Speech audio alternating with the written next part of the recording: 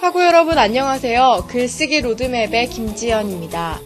네, 지난 시간 권보드레 교수님과 함께 글쓰기의 즐거움에 대해서 배워봤는데요. 이번 시간부터는 본격적으로 글쓰기의 실제 어떻게 쓰는가에 대해서 배워보도록 하겠습니다. 네, 오늘 특별히 모신 분이 계신데요. 이유기 교수님을 소개합니다. 교수님 안녕하세요. 네, 안녕하세요. 네, 교수님 먼저 소개부터 부탁드릴게요. 예, 교양교육원 교수 이유기입니다. 저는 전공은 국어문법이고요. 강의는 작문과 발표, 국어문법론 이런 과목들을 중심으로 강의를 하고 있습니다. 그러면 오늘 본격적으로 시작하기에 앞서서 오늘 어떠한 내용을 배워볼지 직접 화면을 통해 알아보도록 하겠습니다.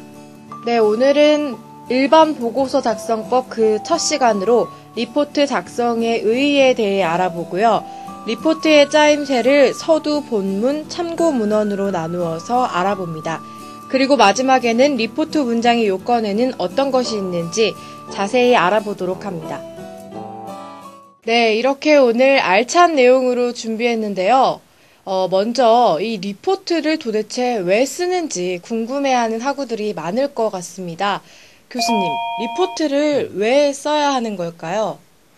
리포트 작성을 통해서 다른 어떤 효과를 얻을 수 있다고 생각이 됩니다. 첫째는 리포트를 작성하다 보면 학술적인 문제에 대한 깊이 있고 체계적인 이해가 가능하다는 것입니다. 둘째는 학술적인 진리의 도출 과정을 소상하게 이해를 할 수 있다는 것입니다.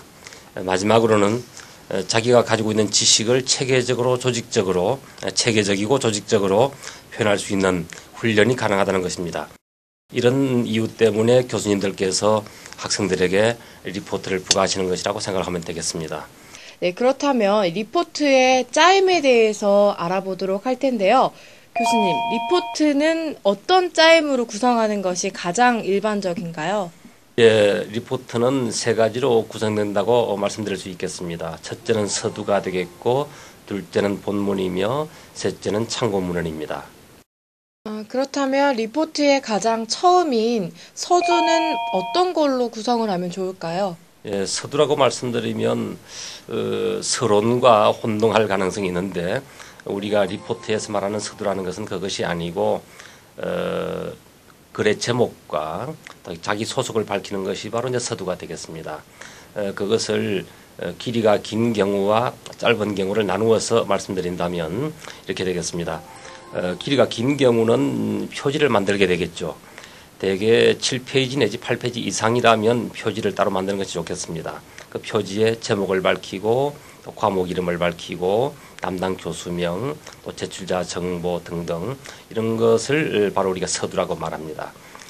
제목이 아주 짧은 경우는 표지를 따로 만들 필요가 없이 첫 페이지 상단에 제목을 쓰고 자기 소속, 학과, 성명을 쓰면 되겠습니다. 그것이 바로 서두입니다. 그렇다면은 서두를 이제 넘어서 본문은 어떻게 구성하면 좋을까요? 예, 본문은 세 가지로 구성됩니다. 본문은 첫째 서론, 본론, 결론 이 세 가지가 이제 본문을 구성한다고 보면 되겠습니다. 내 글의 내용을 받아들일 수 있게끔 유도하는 장치가 바로 서론이라고 할 수가 있겠습니다. 반드시 논의의 진행 과정을 미리 서론에서 밝혀두는 것이 좋습니다. 본론에서는 큰 주제에 포함되는 작은 주제들을 합리적으로 분류해서 순서를 밟아서 써나가야 되겠습니다. 이때는 항상 큰 주제에서 벗어나는 내용이 없도록 해야 하고 타당한 근거 위에서 결론을 도출해야 하고 여러 소결론을 그때그때 분명하게 매듭을 지어줘야 합니다. 독자의 마음속에 내 뜻을 글 쓰는 사람의 생각을 요령 있게 심어준다는 자세로 써나가는 것이 중요합니다. 그리고 마지막으로 결론에서는 본론에서 이미 도출된 여러 가지 작은 결론들을 모아서 요약 정리해주면 되겠습니다. 이렇게 본문의 구성에 대해서 알아봤는데요. 그러면 실제 사례를 통해서 이 레포트가 어떻게 구성이 되어 있는지 그 형식적인 측면에 대해서 알아보도록 하겠습니다. 화면을 보시기 바랍니다. 먼저 제목이 광고의 특징이라면 거기에 이제 부제를 붙일 수도 있겠죠. 근데 학생들은 이제 부제 붙이는 것을 매력적이라고 생각하는 경우들도 있습니다. 부제는 필수사항은 아니고 제목은 간결해야 되기 때문에 제목을 짧게 잡고 독자들이 좀 더 그 글의 내용을 구체적으로 알기 쉽게 하기 위해서 부제를 붙이는 수가 있습니다. 그리고 이제 소속 학부, 소속과 학번과 성명을 밝히게 되겠죠. 거기까지가 아까 말씀드린 서두에 해당됩니다. 본문에서는 첫째 머리말, 둘째 광고의 성격, 3장 광고의 유형. 여기서 2장과 3장과 4장이 바로 이제 본론이 되겠는데 우리가 글을 쓸 때 되게 본론이라고 제목을 붙이지는 않습니다. 본론이라는 제목보다는 그 내용을 구체적으로 알려줄 수 있는 좀 더 이제 독자들이 예비 지식을 가질 수 있는 그런 내용, 다시 말하면 그 내용을 요약해서 제목으로 잡아주면 되겠습니다. 그다음에 맺은 말은 요약의 성격이 되겠고 마지막으로 참고문이 있습니다. 다음은 이 레포트 작성에 있어서 문장이 어떤 점에 유의해서 써야 되는지 교수님께서 직접 알려주신다고 하는데요. 레포트 문장의 요건에는 어떤 것이 있을까요? 예, 리포트 문장이 갖춰야 할 요건은 상당히 많습니다. 그 중에서 중요하다고 생각되는 몇 가지만 말씀드리겠습니다. 첫째는 간결성입니다. 간결성은 대단히 중요합니다. 아주 강조하고 싶습니다. 영화 얘기를 제가 말씀드릴까요? 로버트 레드포드라는 배우를 잘 아실 겁니다. 그 배우가 주연으로 등장하는 흐르는 강물처럼이라는 영화가 있는데 그 영화에서 그 아버지가 아들인 로버트 레드포드에게 장문 숙제를 냅니다. 글을 써가지 갔더니 자세히 살펴보지도 않고 그냥 절반으로 줄여와 라고 얘기를 합니다. 절반으로 줄여갔더니 또다시 절반으로 줄여와 라고 얘기를 합니다. 다시 절반으로 줄여갔더니 자세히 살펴보지도 않고 다른 말도 없이 됐다 합니다. 저는 그 장면을 보면서 상당히 재미있다. 우리 글쓰기에 관한 아주 중요한 얘기를 그 장면에서 말해주고 있다는 생각을 했습니다. 글을 쓸 때는 줄이고 더 이상 줄일 것이 없을 때까지 줄이는 훈련이 필요합니다. 둘째는 통일성입니다. 통일성이란 한마디로 한 편의 글에서 한 가지 주제만을 말하라고 하는 것입니다. 한 가지 주제만을 말하라. 그러면 여러분들은 이상하게 생각하실 것입니다. 어떻게 그 긴 글에서 한 가지 얘기만 할 수 있느냐. 사실은 이렇죠. 한 가지 주제가 있다면 그 한 가지 주제에 포함되는 하위 주제들이 여러 가지가 있을 겁니다. 그 하위 주제에 벗어나는 얘기를 해서는 안 됩니다. 이것은 문단을 구분할 때도 마찬가지입니다. 한 문단에서 한 가지 얘기만 하려고 생각을 해야 됩니다. 한 문단에서 두 가지 말을 해서는 안 되겠습니다. 그 다음에는 이제 셋째는 문장체로 쓰라 하는 얘기입니다. 글쓰기가 훈련되지 않은 사람들은 글과 말의 차이를 잘 구별하지 못합니다. 글과 말은 같지가 않습니다. 상당히 다릅니다. 우리가 글의 질서를 터득을 해야 합니다. 그러기 위해서는 많은 책들을 읽고 또 때로는 요약하는 훈련이 필요하다고 생각이 됩니다. 그 다음 네 번째는 운율입니다. 시가 아닌 산문에서도 운율이 필요합니다. 그 다음 다섯째는 독자를 배려하는 것입니다. 우리는 남의 글이 가지고 있는 단점은 잘 보면서도 자기 글이 가지고 있는 단점은 잘 보지 못합니다. 항상 자기가 쓴 글을 독자의 관점에서 비판적인 관점에서 바라보는 것이 필요합니다. 마지막 여섯 번째로 어휘에 대해서 말씀드리겠습니다. 최근에 제 경험을 말씀드리면 어떤 글을 보고 제가 고쳐야 할 일이 있었는데 그 글 속에 행동이라는 단어가 있었거든요.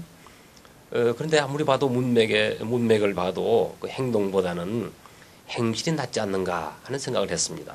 그러다가 조금 더 시간이 지나고 보니까 그 행실이 아닌 품행은 어떨까 이런 생각을 했습니다. 행동과 행실과 품행 전부 다 비슷한 듯 하지만 서로 다른 의미 영역을 가지고 있습니다. 그만큼 우리가 글을 쓸 때 단어 선택에 유의해야 한다는 말씀을 드리고 싶습니다.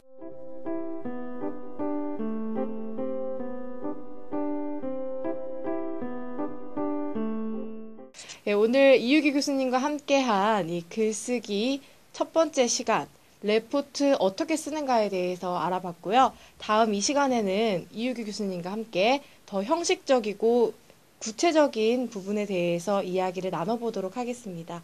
이번 시간 마치기에 앞서서요, 학내 교수님들과 함께 글쓰기에 대해서 이야기를 나눠보는 시간이죠.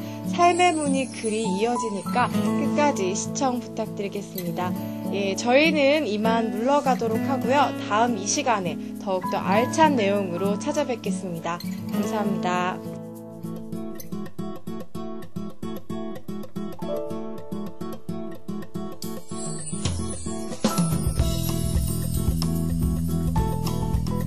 여러분 안녕하세요. DUBS 서두리 기자입니다.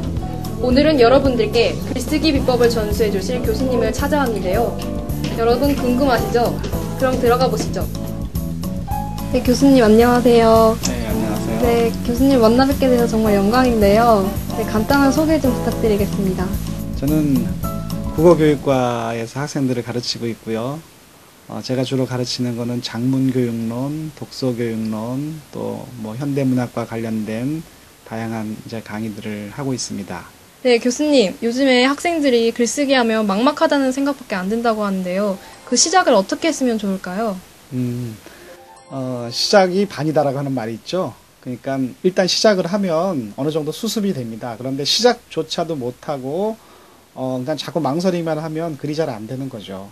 제일 중요한 거는 자신감을 갖는 것.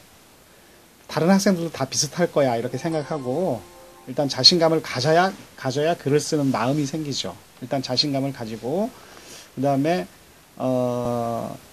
내가 이 글을 통해서 말하고자 하는 바의 핵심 내용이 무언가에 대한 생각을 먼저 해야죠.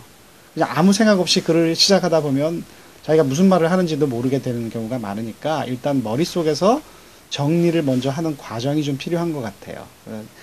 네, 그렇다면 교수님의 삶에 있어서 글쓰기란 어떤 의미를 가지나요? 그 글쓰기라고 하는 게 사실은 모든 거를 다 해결해 주는 건 아니에요. 글도 이러저러한 한계가 많고 글로 표현할 수 없는 것도 많고, 그죠? 그렇지만 이제 저 개인으로 보자면 글은 바로 제 자신이다. 저 이제 윤재훈 교수라고 하는 사람은 이렇게 생기고 이런 모습을 하고 있고 나이는 몇 살이고 이렇게 해서 저의 정체성을 구성하고 있는 요소들은 굉장히 많지만 그 중에서 글이라고 하는 건 그 저를 설명할 수 있고 저를 다른 사람한테 표현할 수 있는 가장 효과적인 그런 어떤 수단이기 때문에